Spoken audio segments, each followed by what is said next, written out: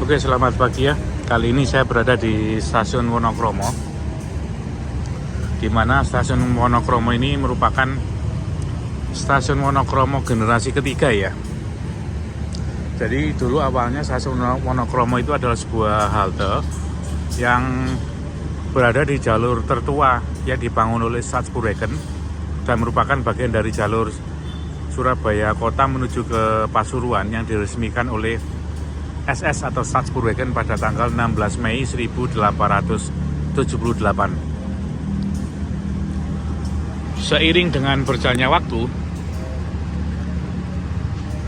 terutama di sisi timur dari stasiun Wonokromo yang ini ya, yang ada bangunan milik Pertamina, itu dulu adalah bekas kilang minyak Wonokromo yang dibangun oleh perusahaan Dodge Petroleum Maskapai pada tahun 1890. Kemudian mulai beroperasi ya tahun 1892 sampai 1894. Kemudian ada juga percabangan dari stasiun Wonokromo menuju ke arah Sidoarjo, kemudian stasiun Wonokromo menuju ke arah Tarik, Mojokerto, kemudian ke arah barat. Itu pada tahun 1896 atau 1897 stasiun halte Wonokromo ini mulai diperbesar dan menjadi stasiun Wonokromo atau halte Wonokromo generasi kedua ya. Cuman yang generasi pertama ini tidak pernah ada, atau fotonya itu sangat sulit didapatkan, dan stasiun Wonokromo generasi atau halte Wonokromo generasi kedua itu banyak kita dapatkan di internet. Di video sebelumnya saat melakukan nampak tilas dari stasiun Surabaya Gubeng menuju ke stasiun Pasuruan, saat berada di stasiun Wonokromo saya menyebutkan bahwa overcapping ini itu dibangun pada tahun 1920-an. Dan ini terdapat di buku Spoorweg Station of Java. Sebenarnya ini kurang tepat. Dan overcapping di stasiun Wonokromo ini dibangun pada tahun 1946. Itu ada kemungkinan ada dua pihak yang membangun overcapping di stasiun Wonokromo ini. Kedua pihak itu VSSS, gabungan perusahaan kereta api di Hindia Belanda pada saat itu, atau bisa juga dari detasmen kereta api Marbix, Mariners Brigade, pasukan tempur dari atau milik pemerintah Belanda.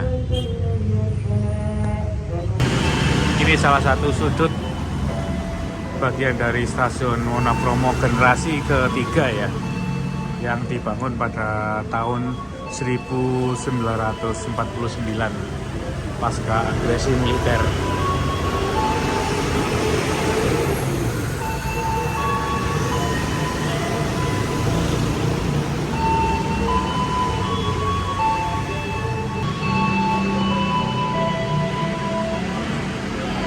Ini bagian ruang utama stasiun Wonokromo yang berada di tengah ya. Dan ini merupakan ruang tunggu yang ada di stasiun Wonokromo.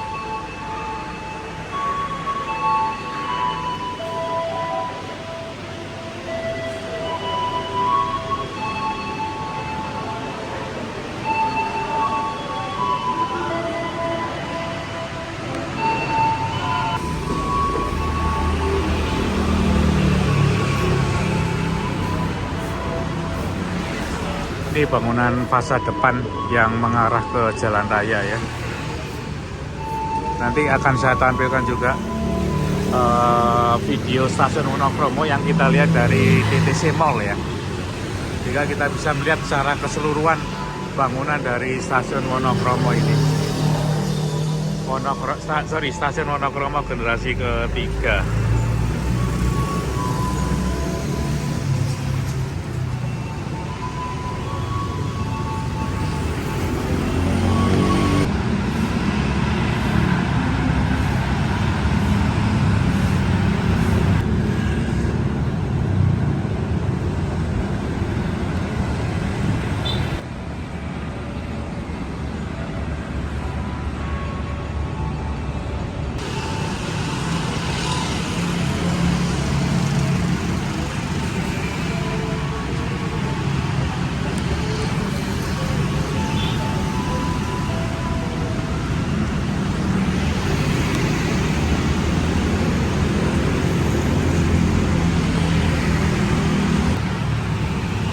Ini kita lihat dari arah samping depan ya. Ini kelihatan fasad depan dari stasiun Wonokromo generasi ketiga. Kemudian ini bangunan sayap selatan, sisi selatan.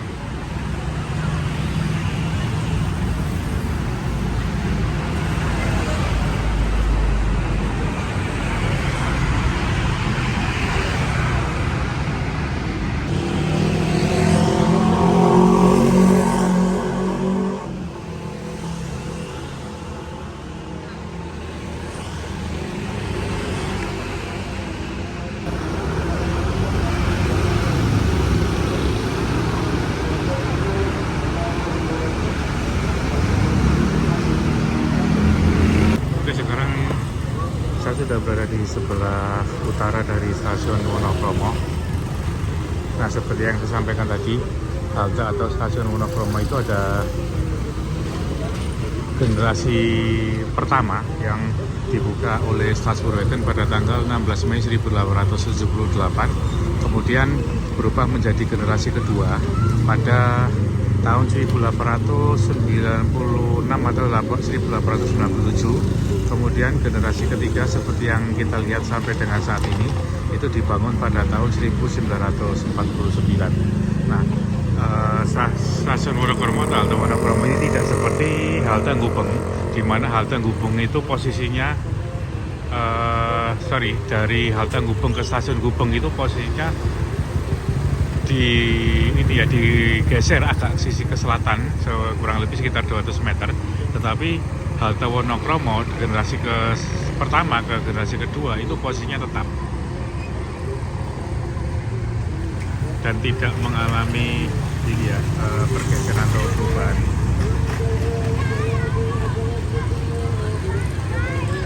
Ini kalau kita lihat overcappingnya yang dibangun pada tahun 1946. Kemudian stasiun Wonokromo ini, stasiun Wonokromo generasi ketiga ini dibangun kembali era DKA pasca agresi militer pada tahun 1949. Tadi sudah kita eksplor ya bagian dari bangunan stasiun Wonokromo generasi ketiga.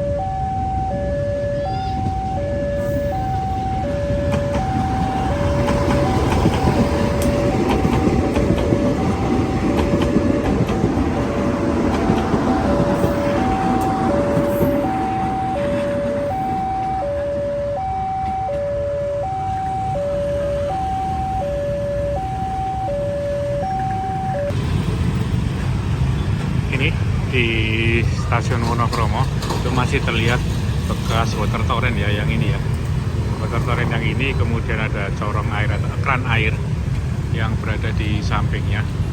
Dan saat ini stasiun Wonokromo itu ada 5 jalur.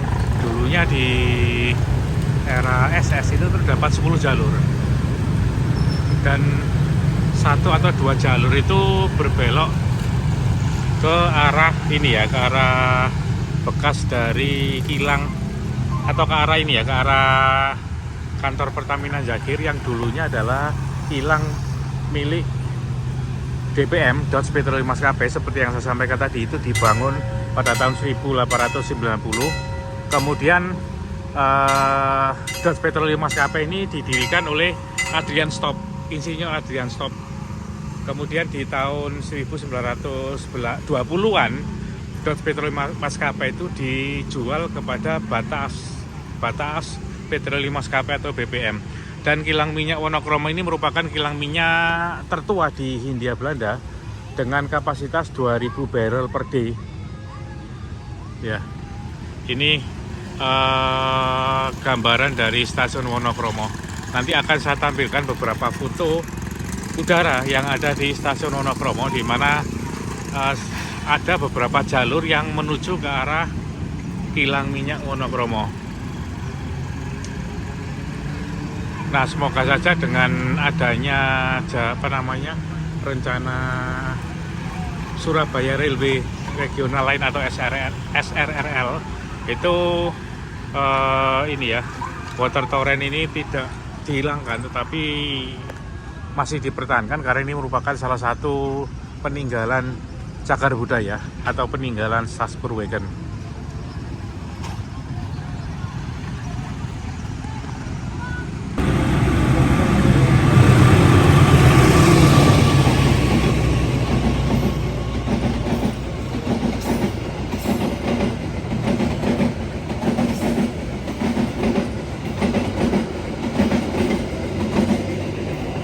Oh iya, sebagai tambahan di ujung parkiran sepeda ini, itu dulu ada rumah sinyal dari stasiun Wonokromo, rumah sinyal sisi utara, dan beberapa waktu lalu sudah kita bahas mengenai rumah sinyal sisi utara dan pertempuran yang terjadi di sana ya.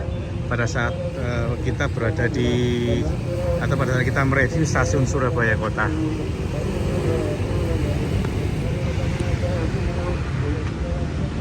Dan beginilah stasiun Wonokromo generasi ketiga yang sampai saat ini masih beroperasi atau difungsikan sebagai stasiun ya.